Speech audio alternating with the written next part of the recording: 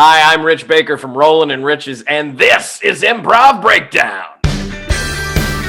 Late New York, the late 70s punk scene, you had to be there, CBGBs, like it was kind of like... Turn on the microphone. You asked for it. Me? What? You're doing great. This is gorgeous. Yes! Get in the lab. Welcome to the Improv Breakdown. I am super excited today. I had the privilege of taking classes with my next guest at 4-Day Weekend in Fort Worth, Texas back in 2004. Since then, he's accomplished a lot. He is a writer and actor for the comedy studio Mas Mejor, which is part of the Broadway video production company founded by Lorne Michaels, famous for producing 30 Rock, Late Night with Seth Meyers, and of course, Saturday Night Live. He was a performer with a 2018 CBS Showcase, who would then return as a writer in 2020 and in 2021 as a producer and associate director. I'm honored to be joined in this episode by one of Comedy Central's comics to watch in 2015, Frank Hal Garcia. Thank you so much for being on the breakdown. Thank you very much. Frank Garcia-Hejl. Frank Garcia-Hejl? Yeah. Forgive me. Oh, no, man, one of these days we'll get my intros right. Well, it's fine. I mean, it's a long story, but like when you knew me, it was just Frank Hale. Yeah. So yeah, I won't go into the cliff notes of it is that I was raised, my family is Garcia, but I had my father's last name. This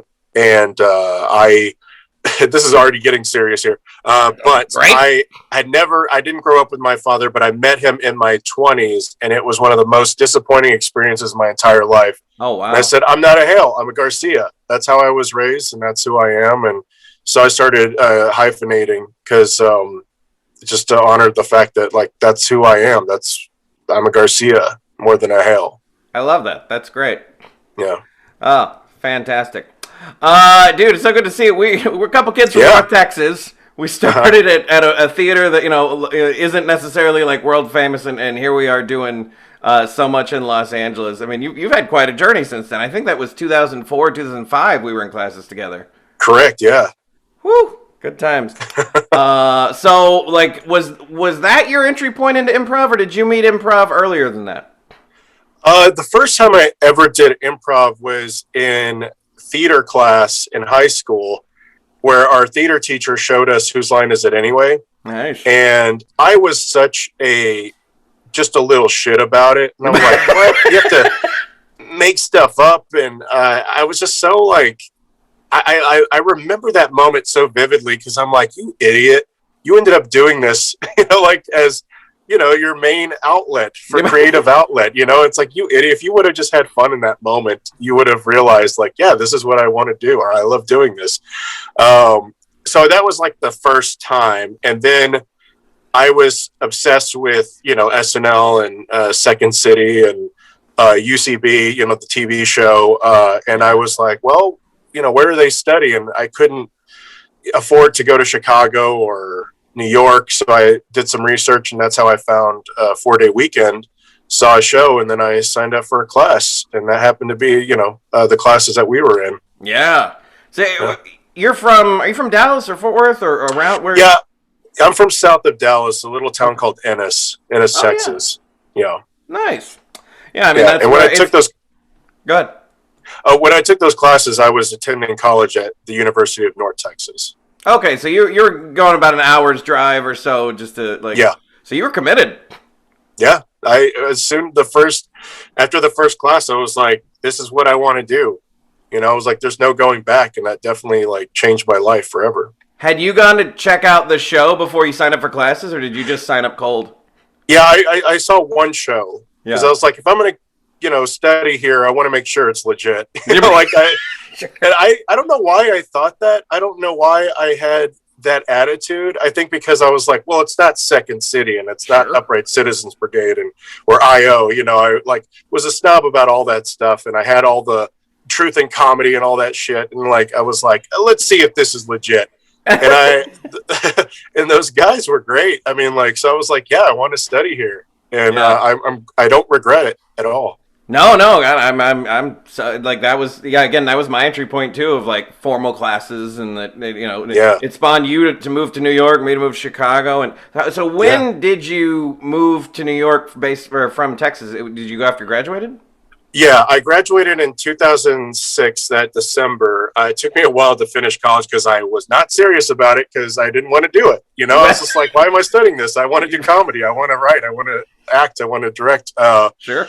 And so it took me a little bit. So the day I graduated, I signed up for a class. Well, to backtrack a little bit, I was going to move to Chicago because I remember you guys talking about moving to Chicago, and even talking with you guys being like, hey, I'm going to go out there and I'm going to join you. And there was a group of us from 4 Day that kind of were like, oh, I like you. And, we kind of, so I came to visit one year and I was like, that's it. I'm moving to Chicago.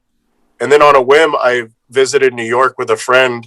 And I think the fact that I was able to get on the UCB stage immediately to do a sketch open mic, I was like, oh, I can get on stage right now and perform, on this stage. Something in my brain was just like, this is where I want to go instead.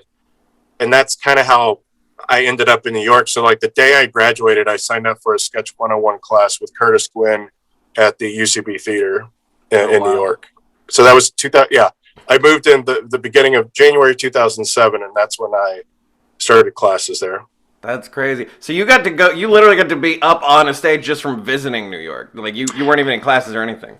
Yeah, because my friends tricked me, being like, "Hey, we signed you up to perform," and I was like, "Oh my god, like what? I have to write a sketch. I have to do all this stuff," and they were going to act in it. And then I got there and I found out it was like a sketch open mic they had called. Oh my god, fuck. Sorry, I don't know if I can curse. Curse. Okay, good. Oh man, I should know this because it just changed my life. Liquid Courage was the name of it. So it was a sketch open mic they had Friday nights at midnight, where you could submit a sketch and you could go up with your team and perform in front of whatever drunk audience was there in New York at after midnight. And I didn't know that, but all I knew was like, wow, this is the stage that Amy Poehler gets to perform on. This is the, green room that Tina Fey hangs out in, like it was just one of those things where I was just like, it felt like this is where I need to be. So I made it my goal that like following year to be like, I need to go to New York and I need to be back on that stage. If I'm on that stage, I'll be happy. Nice. Yeah. So you said like, you're in a Saturday Night Live and different things like that. Was improv for you more of a conduit to get to sketch, or were you into both, or kind of talk to me about that? Well, I loved improv from our, from 4 Day Weekend, doing it in classes and stuff. I really liked it, but it was kind of like, okay, this is just a fun outlet. What I really want to do is sketch. And that's why I signed up for a sketch class first when I moved to New York to do UCB. But then quickly I was like, I think I need to do improv, because I was kind of cocky about it, being like, yeah, I can do improv. And I sat it in my show and I just totally blew it. And I was like, oh no, I need to.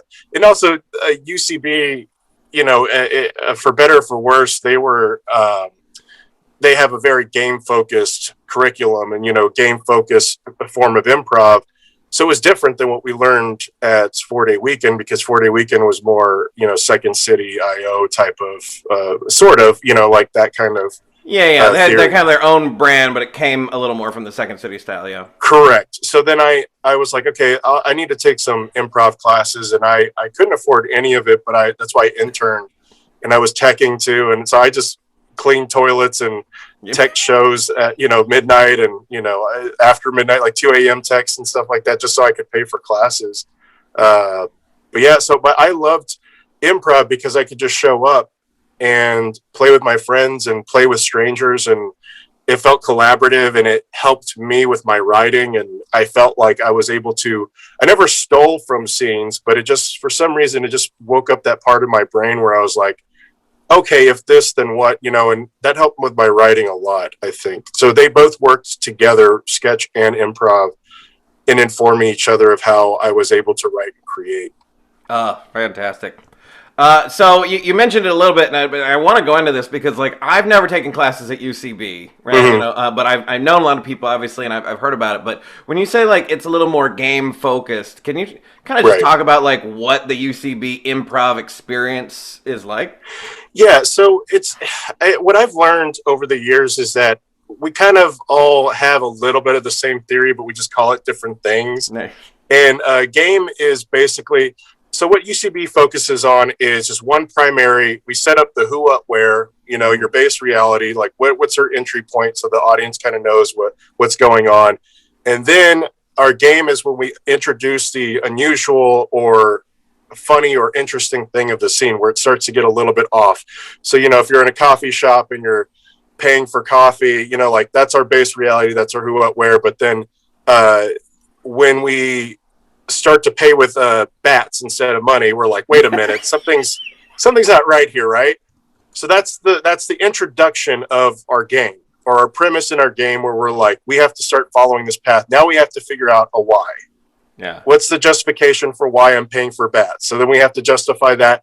And then based off of that justification and truth, we continue that premise, we continue that scene by saying, if this is true, what else is true? So you just explore that one truth. There's room for what we call sub games, where there's other little fun things that can happen within a scene. But primarily UCB says, in our sketch and improv, only focus on that one funny, unusual thing and explore, if this is true, then what else is true in that 2 to 3 minute or 4 minute or however 10-minute window that you want to for a particular scene. Now, if you're going into other forms of improv, then that's different, like mono scene or anything. But even in that, you're doing mono scene, your character has a particular game that you're basing your truth in and saying, if this is how my character feels at this moment and I'm justifying that moment, how will I react in these other moments within this real-time situation?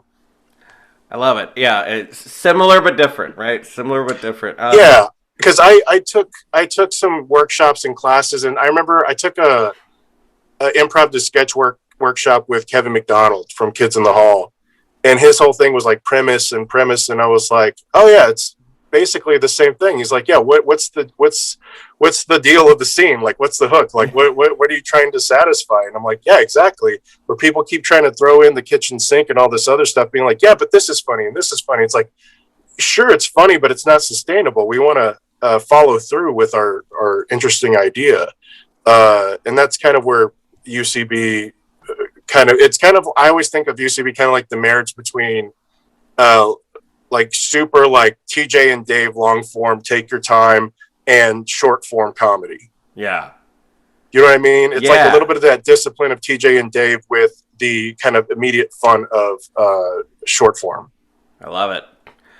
Yeah, I got to play maybe just a little bit, about a year ago, before quarantine. I remember I played in one of those like random shows with a bunch of people from different places, and it was the first time I'd ever played with someone who was primarily a Groundlings person. And I'm sure they have a different style than me, and we could probably talk about it, but like at the end of the day, we both had fun on stage, and I feel like it doesn't matter where you come from. It's like if you and I can have fun on stage together, we're improvising. Yeah, it's all about listening and getting and giving. It's all that is. It's truly being in the moment and listening, and you'll be fine. I think it doesn't matter what school you come from, as long as you're in the scene and you're trusting each other and you're able to at least agree on like what's happening in the moment, and that you're listening to make sure that you're in that agreement, then you're good. Otherwise you get a lot of, and this happened a lot at UCB, I'm not afraid to say it, where you get a lot of showboating because everybody's looking for a manager or an agent, and you get a lot of like people trying to stand out as opposed to kind of being part of the scene. And I think that's what left a lot of bad taste in some people's mouths about UCB. And that happened. That did happen a lot. But the people who really love doing improv and really love the form, they can perform with anybody, anywhere. As long as you're listening and you're truly in the moment, then you're going to be fine. I dig it. And Second City and I Own Chicago had plenty of the showboaters trying to get their SNL auditions and all that stuff too. So like, y'all can't hog all the shitheads. We had plenty, and I'm sure I did my share of like, I want to be funny, Oh yeah. I've kind of come to this realization. I mean, I'm being hard on myself, but I really do think that maybe I wasn't the best improviser. Uh, but I think like I was good enough that I could be in a scene and support. But sometimes I think I did. Uh, I would get, especially if I'd go a long period of not performing, I would steamroll a little bit. But that kind of I kind of got into some bad habits. I did ASCAT for a little bit in New York, Nice. which is a flagship UCB show. Yeah. And when you're performing with like Horatio Sands, who just kind of does whatever he wants, or like, certain people who are just like, I got to keep up with Jason Mantzoukas or what, like you can't like, let me pick up all these names I dropped. But you know what I mean? Like it kind of does affect and then I was performing on a weekend team, where you're performing for an audience of New Yorkers who come in from the street being like, I don't know, make me laugh. Yeah. And it's like, it really affects your improv. So you're going from Herald Night, which even the Herald is a different form at UCB than it is at Second City. You're going from Herald Night, where there's improv students who are like, oh, what a genius callback in those third beats and how you really took your time and you paid it off. And it's all students who are really loving and eating up every kind of like little comedy improv nerd thing. And then you get to the weekend and they're like, okay, what? You have to just make me laugh. I'm drunk. I'm coming in, from the I don't street care about in your Chelsea. yes and. Like, is this? Yeah, exactly. I don't give a, do some Will Ferrell quotes. Yeah. That's what I came here for. Even though he was a Groundlings guy, but we don't care. Yeah, exactly. They don't know any of that. They don't give a shit. Right. Funny's funny. So, did you go into UCB knowing that you wanted to eventually teach, or how did teaching kind of enter your atmosphere?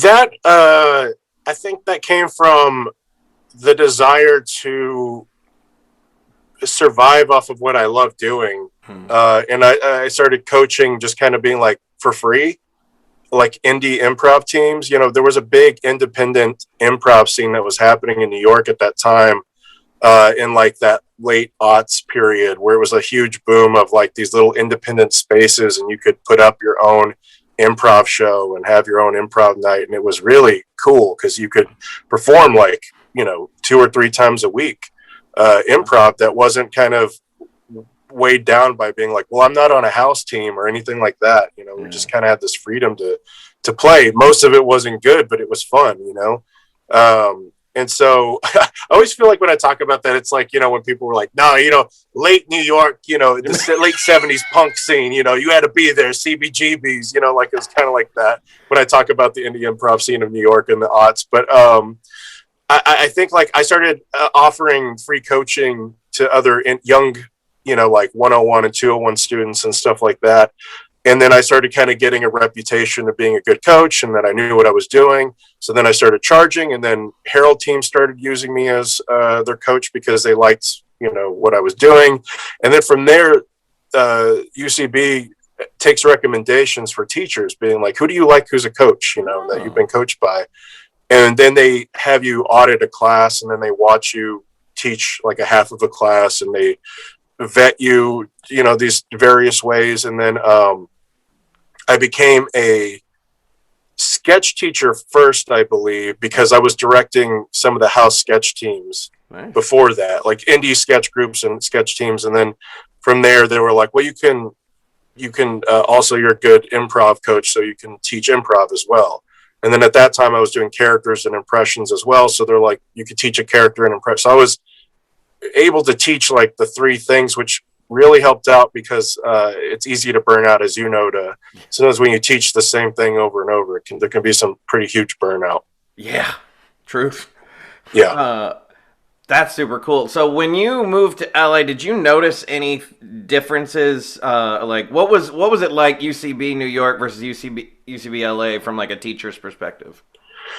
Well, I mean, there definitely is a difference, but it feels like in New York, it's students are more focused on like, this is what we're doing. Mm-hmm. And in New York, you'd get like the 101 students, you'd be like a CPA or a house mom who's like, I don't know, I just kind of want to do this for fun. And they end up actually being great at it. And like, there's a hierarchy there where you're like, actually, status wise, you're higher status. And you go out to LA and it's like, oh, this person who is a regular on a sitcom was told by their director, or somebody just got cast in a Marvel movie and needs to keep up with Chris Pratt, Wow. improv wise, and they need a 101 just to kind of say they took improv. It's like it's intimidating, and it's a little bit like, oh, you don't need this. I don't know. You're just kind of taking it because it's for your resume. Yeah. So I noticed a lot more of that. The passion is still there. Kids still wanted, I say kids, but people still wanted to learn and stuff, but there's more of that kind of like, I need to put it on my resume, and there's less of like the plumber who just wanted to try it out because they saw a show. Yeah.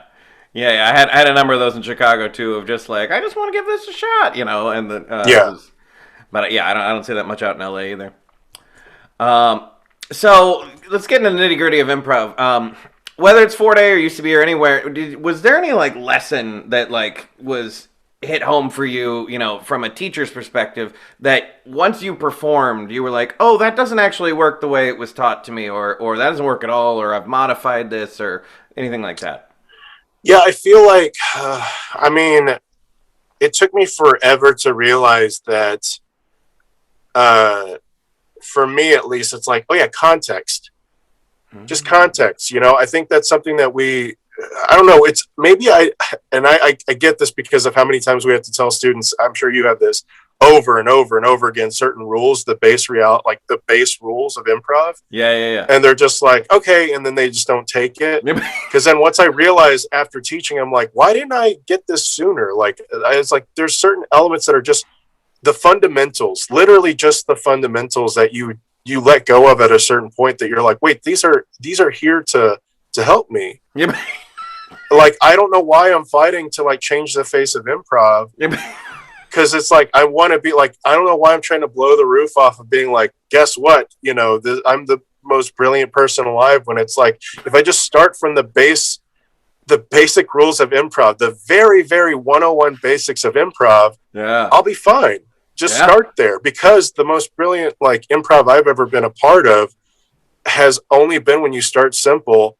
And because you're listening and you're reacting, that's the other thing, listening and reacting, actually being in the moment and listening and building, and then taking stock in the fact that you literally don't have any props in front of you. In some cases you have no props whatsoever. Yeah. So your imagination is your only limitation. That was something that just blew my mind with some of the performers I performed with at UCB, where they would just be fearless and just be like, now this thing, like this thing is actually on the wall. Let's react to this. And I'm like, oh, I'm thinking so, like, I'm trying to be funny, and I'm trying to like just think about like the next thing instead of actually being in the moment and just speaking to the truth of the scene. Yeah. And I think that really, like, for some reason I thought like, well, I wasn't really taught that, but I bet I was. I just didn't. There's just something when you're a student that you're just like, well, I want to do this. You start getting like this kind of fuzzy feeling in your brain when you're on stage, and just all that goes out the window because you just want the audience, you want that recognition almost immediately. And you forget that's like, I know the basics. I should just start there, settle in, get comfortable, and then I get to play. Yeah. Oh, it's so funny. I think you and I are so similar in so many ways. Like, this idea of like, yeah, those are the rules, but check out my version of improv. Exactly. Yeah. I'm a genius. You're just all gonna have to bow down to me. Yeah, I would like to talk to a younger version of myself and be like, just listen. The amount of times that I've thought about this recently during quarantine, of how many times I could talk to my younger self and being like, could you please just be less drinking and going out, and more just like writing and focusing, and like, you have to live a life, but there was a balance there. You didn't have to go out after every show that you saw and, get blackout drunk or, whatever. But didn't we? Yeah, you did. It's part of it. Why not? In Chicago, I felt like it was a rite of passage. Like, if you didn't drink in the improv scene, you were like looked at weird or something. It truly is a strange. But I think that's primarily a Chicago, New York thing, because we have the trains. We have the subway system, so like you can do that. Yeah. there where it's not dangerous, where you could just kind of go out after a show, get drunk, and then fall asleep on the L home or whatever, Yeah. like. Well, that's the other thing is that like, in LA, there's certainly I've definitely seen people like go out after shows and whatnot, but Chicago and New York are late night towns. Oh yeah. It's nothing for you to stay out till 2 a.m. at Chicago, New York, but like in LA, by 1 a.m, like most of the bars empty. I feel like at least on a week. Yeah, I mean, because they close early too, and then also there's something about being out late in LA after midnight or 1 a.m. that kind of feels weird, or like it feels a little kind of sad sometimes, unless you're like part of like an opulent party or some kind of Hollywood like, wow, this is happening to me. Like it really does feel like, what am I doing out? Like I should be home. I should be in sweats, watching TV or whatever. Like it's. Right. It can feel a little bit weird. LA is a weird place. Yeah, it sure is. There's a weird undercurrent of, I'm sure is like, how long have you been out in LA now? I just had this month was 7 years. Oh, nice. Yeah, I've only been here almost 5 years, I think. 4 years, 5 years. And most of that time I didn't get to enjoy it. So it's like, it's all, so it's, I don't know, it's a weird place. Yeah. Yeah. Well, and it's got to be different being a family man out here. I'm just some single asshole, but. I mean, I was for a while. I mean, well, my partner and I, we moved out here together, and that was really hard because she didn't want to be out here, and that was already its own thing, and I was getting used to being when you come to UCB here, I came as a teacher, but I had no team or anything. I went from doing ASCAT to being like, well, get in line kind of thing. And I was like, okay, that's fine by me. I was lucky enough to get on a sketch group, like a weekend sketch group here, but that was kind of I didn't really do improv much, when the theater was open. I occasionally here and there, but like I was mostly doing sketch. Yeah. But yeah, and then my wife got pregnant, and then that changed everything. And then we had some mishaps, some health stuff happened that following or around that same time. So that took us out for a while. So, yeah. Yeah. Speaking of that, like, I feel like you've definitely had things come up in your path where it's like you've what do I want to say? Like, when things get hard, like, what is your advice for, whether it's comedians or like when life just kind of gets in the way of the comedy career that you have in your mind? Like, how do you balance that? Like, what advice do you have to give?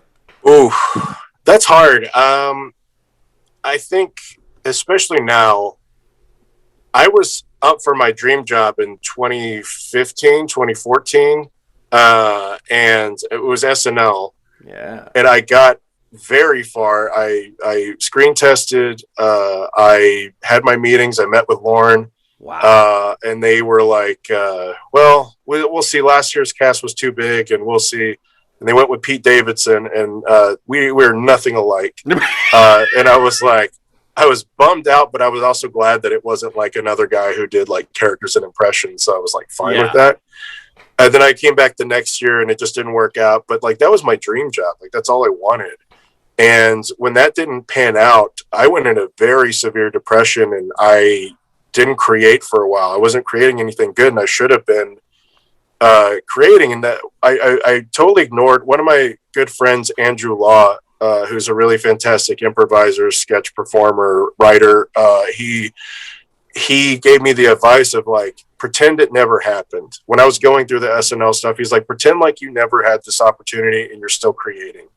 He's like, you literally have to ignore these kinds of opportunities and get it out of your head. And you just have to keep working, because otherwise it's going to eat at you. But the truth of the matter is, if you have these opportunities to begin with, no matter how small they are, even if it's just like I get to perform on stage, you're going to have another opportunity like that. So keep focused. So then when I was going through, I had been diagnosed with testicular cancer when I moved to LA, like right after we had our child. And then shortly after that, my partner and the baby got hit by a car crossing the street. Jeez. So while I was recovering from surgery and doing chemo, and she was recovering from a broken leg, and our child thankfully was all right. I'm out of it, like I couldn't do any comedy, I couldn't go to UCB or anything like that. And when I'm going through chemo, I'm like, well, I'm gonna write, because I'm gonna have all this time that I'm gonna be just sitting there while they pump poison through my veins, and you can't focus. So it feels.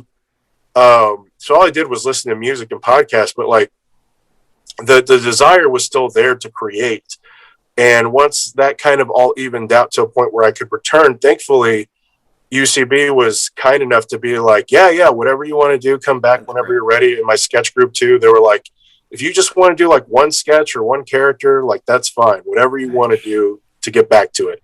So I was happy for that. And then Christina Gauss has had a show where she's like, oh, come on and just do a character if you want.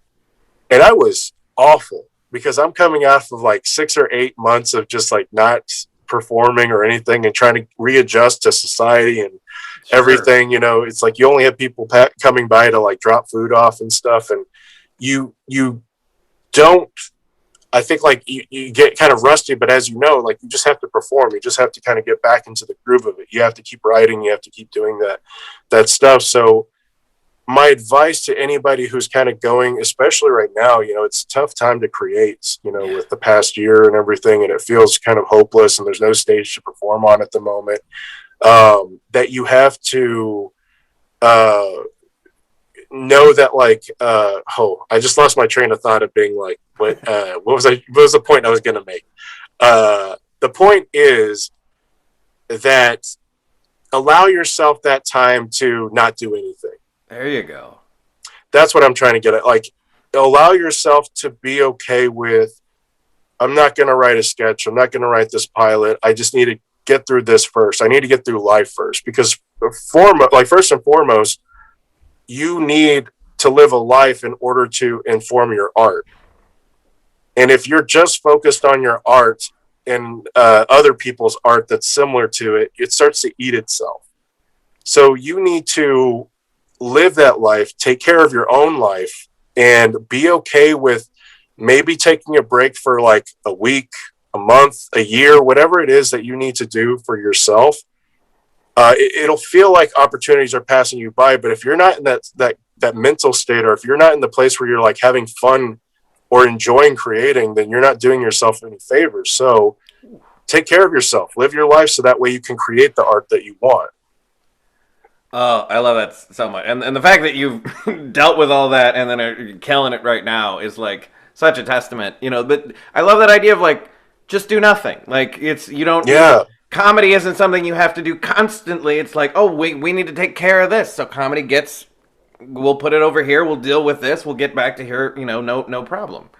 It's easy to feel like you're being left behind in this industry, or in a comedy school community where there's a hierarchy. Yeah, it can easily feel like you can be left behind and you have to catch up. But honestly, being part of like the bigger, that's the other thing too that I've realized is I spent so much time trying to win UCB rather than using the tools that I learned from UCB and from other places to then help what I want to do in the bigger picture, which is my career in this industry. This industry, they don't give a shit if you were on a weekend team. They don't care if you were on a house team. What they care is about what product you put in front of their faces. Yeah. So instead of trying to win that system, I should have been using those tools to then write, the spec, or to help me with my audition, or whatever it is that I want to do. And I think that you can lose sight of that, and just to think of like this industry, what I've learned is you constantly have to remind people you still exist. Yeah. I've done every showcase under the sun that you can think of, and I've done this the Viacom CBS showcase for this is my 3rd year, and every single time people are like, "Hey, what's your deal?" And I'm like, I literally have been doing this shit for 10, like professionally for 10 years, being in front of like, whether it be doing JFL or like, the Comedy Central thing, or just so many different showcases and meetings. And I will have met people, have generals with people who are just like, hey, what's your deal? And I'm like, okay. So then it's like, well, why did I bust my ass thinking like, oh, I got to keep on top of it? Definitely be prepared, but like know that like you're going to have to keep proving yourself anyway. Yeah. So allow yourself the time that you need to take care of yourself and then still create what you love. And that's something I've learned in the past year that I'm like kind of astounded by, that it took me so long, where I got fed up and I was like, I'm going to write a sample that is just for me. Yeah. And it was based off of, it's loosely based off of like my experience of teaching corporate workshops through UCB, like improv workshops. Yeah. So it started there, and it gets pretty crazy. It's like more of a kind of Strangers with Candy, Adventures of Pete and Pete kind of absurd world. Nice. But I wrote that just because out of fun, and then that got me more attention than any other thing I wrote, because I like the other stuff. I was like, I think this is what they want. Yeah. And that's your first pitfall. And I think that was part of my problem with SNL of doing stuff, being like, I think this is what they want, rather than really kind of focusing on like, no, what makes me laugh and what makes me me, what makes me unique from other people. Frank, you are, if I had a chorus with me, I'd be like, hallelujah, because, I mean, so many things you've said, it just resonates so much.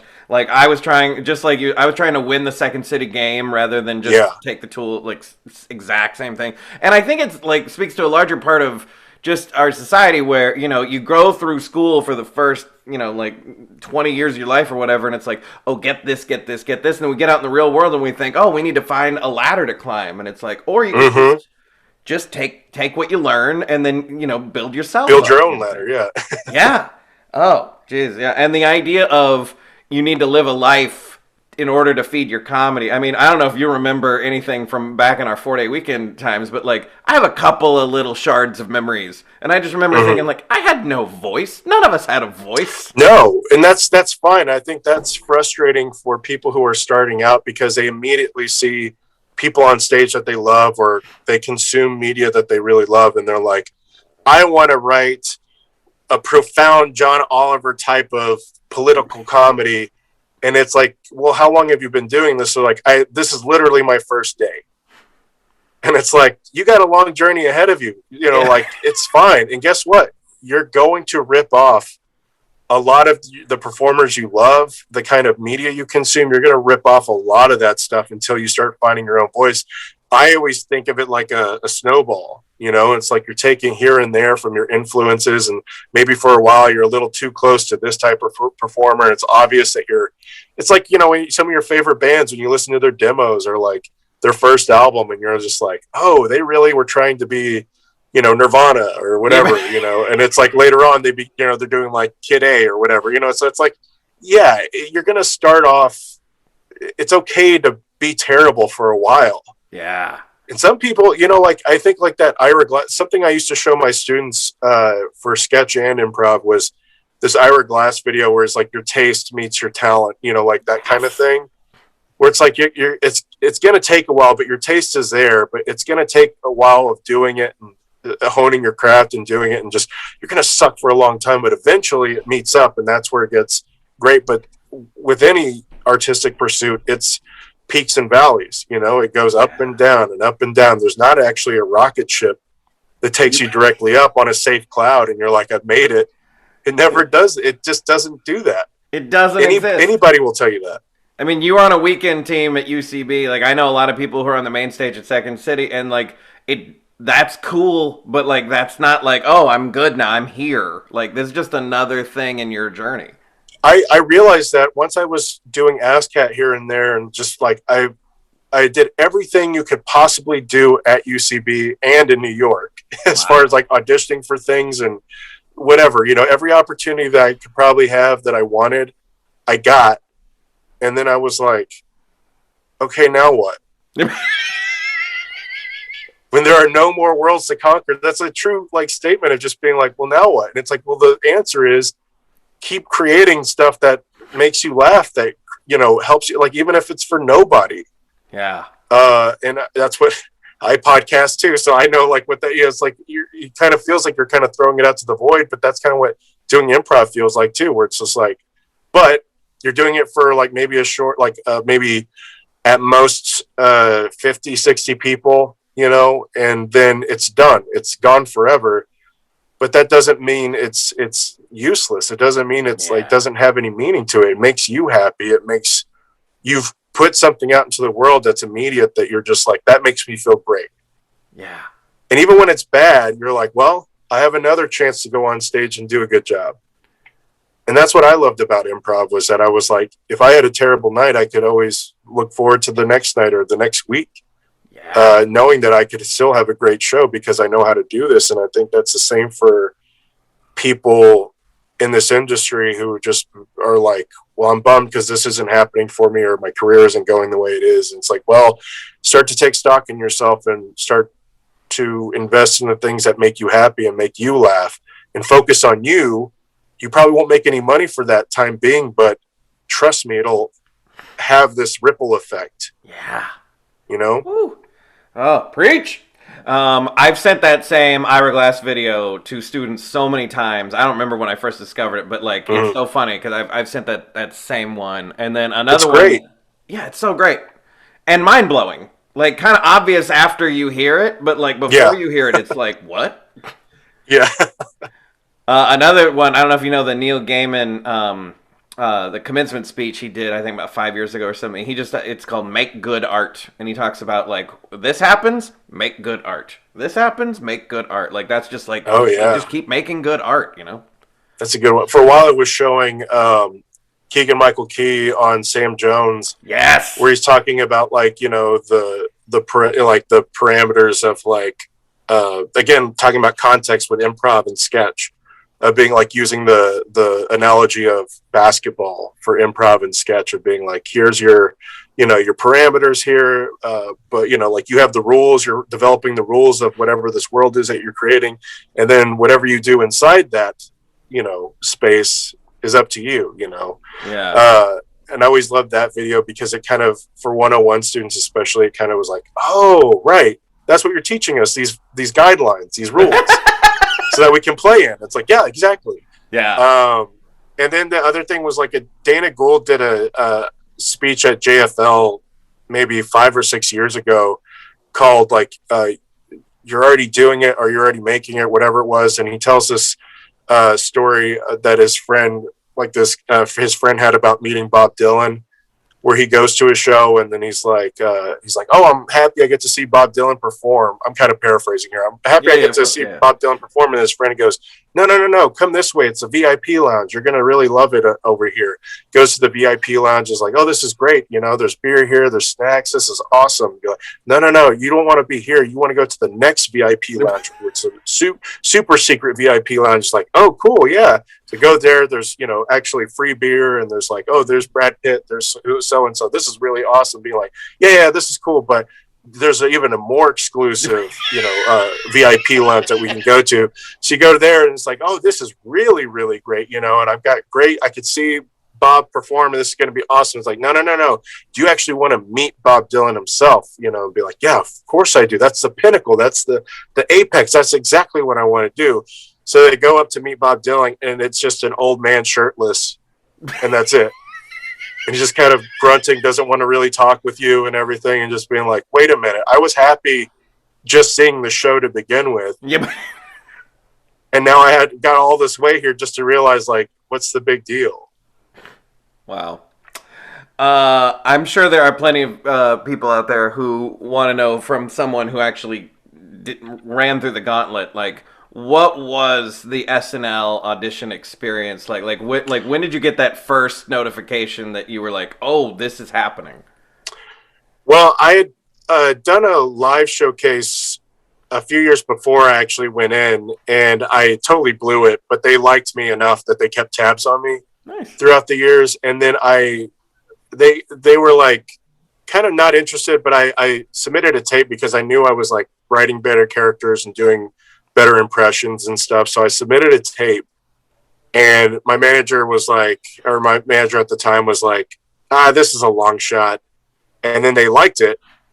So then they had me do a live showcase, and I really, really worked at it. Every night I could go up, no matter where, I would do it. And I remember UCB had a show called Whiplash on Monday nights, which is an all stand-up show where a lot of big stand-ups like do their sets and stuff. And I called in a favor, and I was like, I want to do my SNL set at this show because I know that no one will want to see it. Because at that time, Sashir, my friend, was already on the show, who I was a teammate with at UCB. And I had a few friends who were writers on the show. And I got some advice about like, hey, make sure that you're prepared and this is what to expect and whatnot. So I had a little bit of an inside knowledge going in, so I wouldn't be totally thrown for a loop, because they definitely do that. I don't know if they do it anymore, but yeah, so I went up and just kept refining the set, just kept making sure it was perfect, that I could be prepared for anything, especially since my set had tech cues. I purposely asked for them to be messed up in some occasions so I could see how I would deal with it. Wow. Because I knew that would probably be, because somebody told me that audition before, being like, hey, they sometimes mess with your cues to see how you deal with it. Wow. So I was like, well, I'll be prepared, and so they saw my live set. Then they were like, we like him, we want him to come screen test for the show. So I went to the studio they actually put me in Sashir's dressing room, which was nice because it made me feel comfortable being like, okay, here's something at least familiar and nice.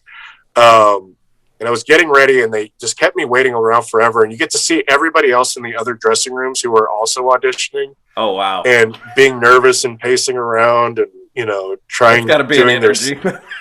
It's definitely an energy. And I was already, and then they give you the contract that you sign before you go and audition, where you sign it and just be like, this is how much you're going to make, your first, year, or you're signing like a 7-year contract or something like that. Before you audition? Mm-hmm. Interesting. Yeah, it's a pretty intense contract, and everybody has to go through that. But it makes it more like real for you, being like, oh, I could get this. Wow. And it starts to fuck with you a little bit. And then they keep you in this dressing room forever. And they were running behind, and they were like, hey, we're going to get you in makeup here in a second. And they were like, oh, should we trim your beard, or should we not cut your beard? And you're going through all this stuff when you're just trying to go through your set in your head. And they were like, oh, by the way, you're on in 5 minutes. And I was like, I still haven't gone through makeup. And they're like, let's get you in makeup. And they were rushing me through to makeup. And they're like, we're going to shave your beard. And I was like, I don't know if, and they're like, no, Lauren doesn't want him to shave. And then you're hearing all this stuff, and they're rushing you through it. And then I have all these props in my hand that I'm using for the audition. I have a prop of like Crystal Head vodka, because I was doing a Dan Aykroyd impression. Nice. And I have all these dumb wigs and shit in my hand that I'm just like sitting there waiting for them to lead me back to the stage. And then one of the interns, who was a student of mine, was like, I didn't know she worked there. And she was like, oh, hey, I saw you perform the other night. It was really great. This is so cool that you get to be here. And I'm like, trying to stay focused. And she was so nice. And I know she was just trying to like help me out and like ease my mind, but it kind of got me in my head a little bit. Wow. And then they were like, all right, let's go. And then the guy who runs the camera runs me through the bleachers, and he's like, okay, so what's going to happen is you're going to see the red light go on, and that's when you're going to start. But, make sure that you're facing the camera. Do not face them. Do not, he's giving me all these rules. But as he's doing that, he just shoves me on stage, and he's like, okay, take your time, do what you need to do. And I was told that they were going to have the lights down so you wouldn't be able to see anybody. The lights were completely up. So I look out, and luckily my friends Chris and Sarah were like, I don't know if they were head writers yet at the time, but they were there. And so that made me comfortable. But there's Lauren just sitting there with the other producers and some of the other people I recognize. And he's looking up at the monitor. He doesn't look up at me. He's looking at the monitor of me on camera. Yeah. And they're like, so I get everything set up, and they're like, all right, when you see the red light, go. See the red light. I start my Seth Rogen impression or whatever the fuck I was doing at that time. And they were like, no, Frank, not yet. And I was like, what? I was like, I saw the red light.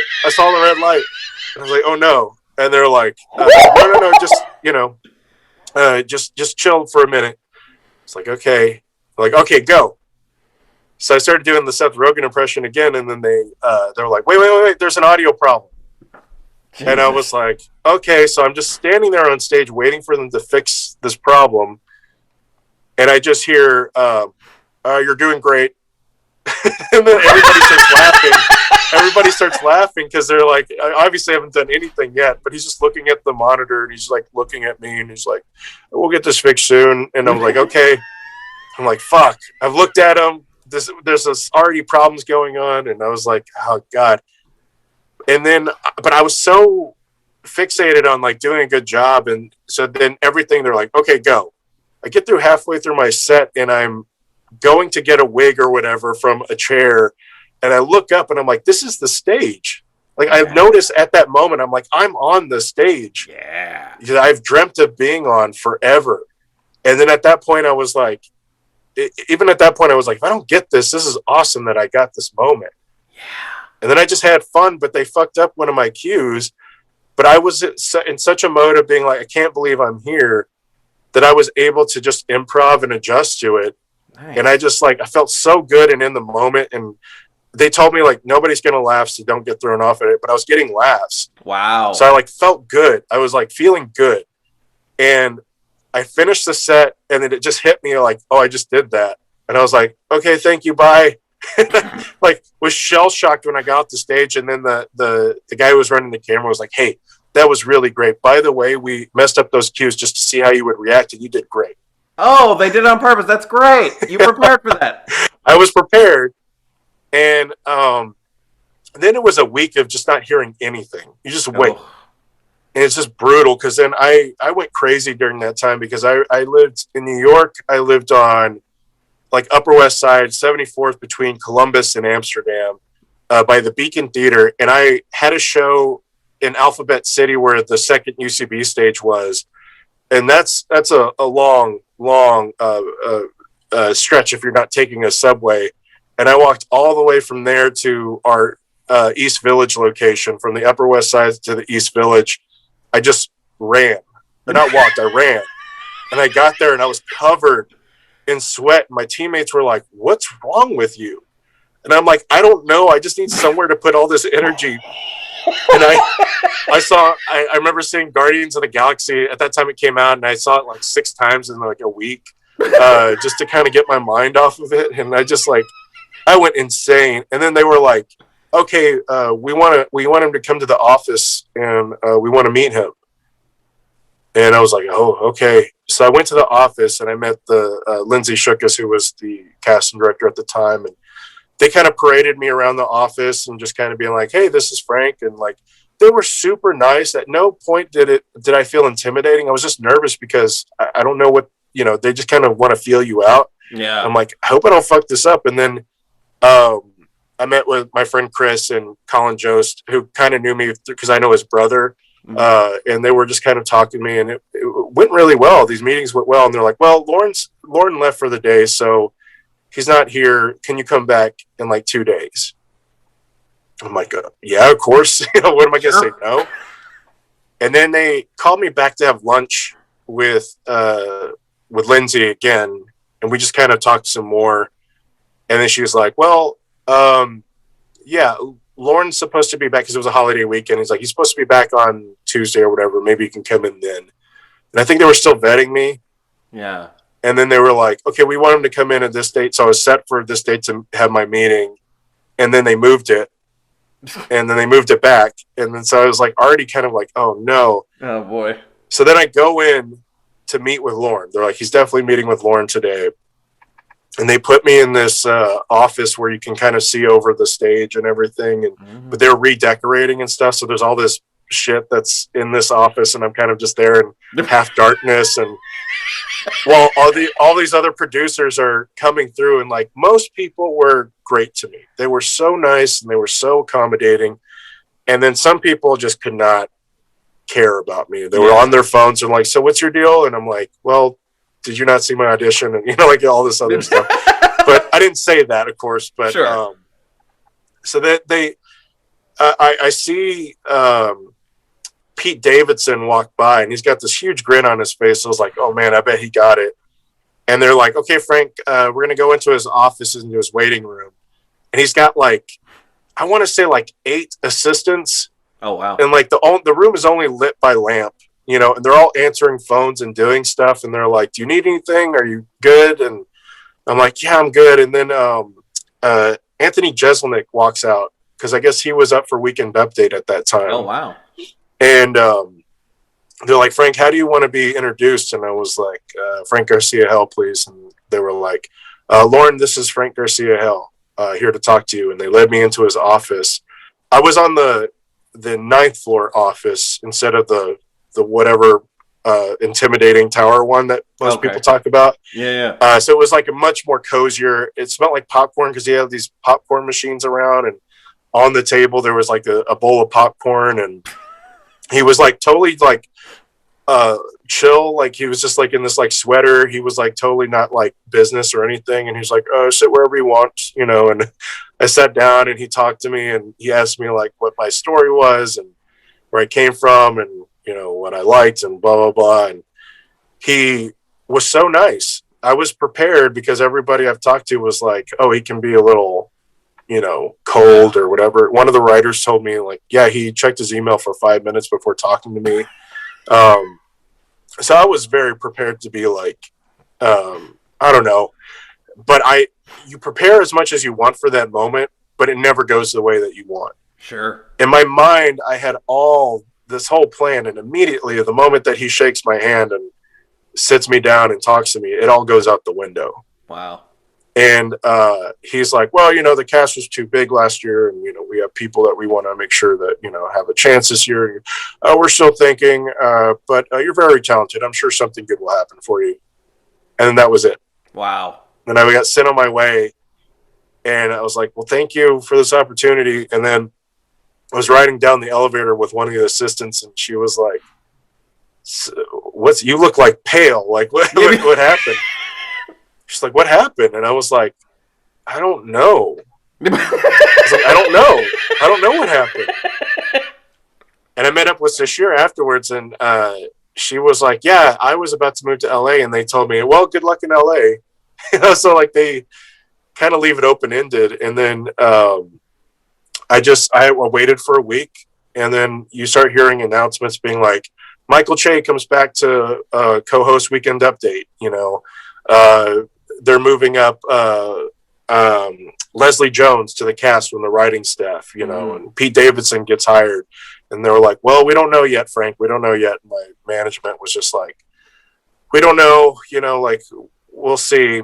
And then finally, they were like, well, he didn't get it this year, but we want to keep him kind of on hold. Yeah. So that was kind of the song and dance for a good year. Then I re-auditioned, and then they were like, well, we could have seen more impressions, but then it's by that time I had already done 20 or so impressions. Yeah. And I was like, well, I don't know. I think they're looking for something different, and I'm old news. So after that, they still wanted tapes, but it was pretty clear. I think that my ship had kind of sailed. But it did mess with me for a good year. And I think it wasn't until a year in LA. Whoops. I just dropped something. It's Lauren being like, don't. Just using his force powers. Don't tell anybody about this. That was another thing. I couldn't talk about it for a long time because they're really particular about, you're talking about your experiences. It's very taboo to talk about it for whatever reason. It wasn't until I was here in LA and kind of realized oh, my worth isn't tied to SNL, and even though it was my dream job, there's many other opportunities that I need to be focusing on. Yeah. Yep. Dude, thank you so much for sharing that story. That's amazing and intense, and I feel like I've heard famous people's SNL stories, but to hear you talk about what it was like, there's Pete Davidson walking by, and I mean that's nuts, man. Dude, I could talk to you forever. I'm kind of giving the Cliff Notes version of it, but of course, yeah, it was insane. Amazing. Thank you so much for that. Frank, I could talk to you forever, but let's tell people where the heck they can find you. You can find me online on social media at Frank Garcia-Hejl. It's spelled Hejl, and that's on Twitter and Instagram. You can also visit frankgarciahale.com for any other stuff. If you check out the horror app Shudder, it's a streaming service that's all horror 24, like not 24/7 because it's streaming, whatever. It's just all horror content. But I co-wrote and co-starred in a segment for a horror anthology movie with Noah Segan, who you might know from Knives Out and Looper. We did a segment for a movie called Scare Package, so you can check that out on Shudder.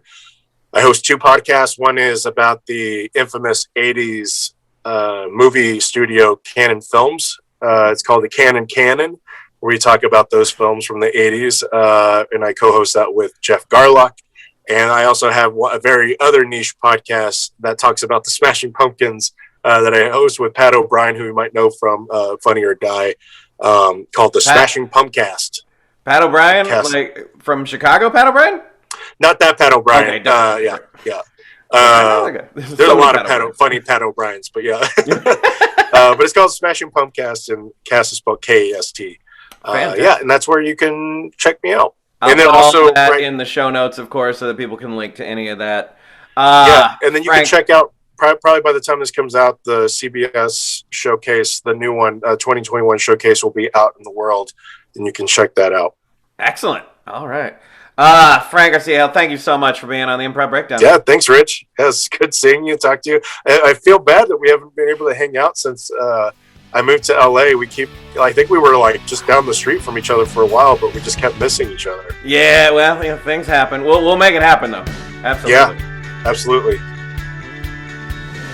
Thank you so much for watching. If you have any questions about improv, please put them in the comments below to get notified about upcoming episodes. Subscribe to the Roland and Rich's YouTube channel and click the little bell icon below. Thanks, improvisers, and keep making each other look good.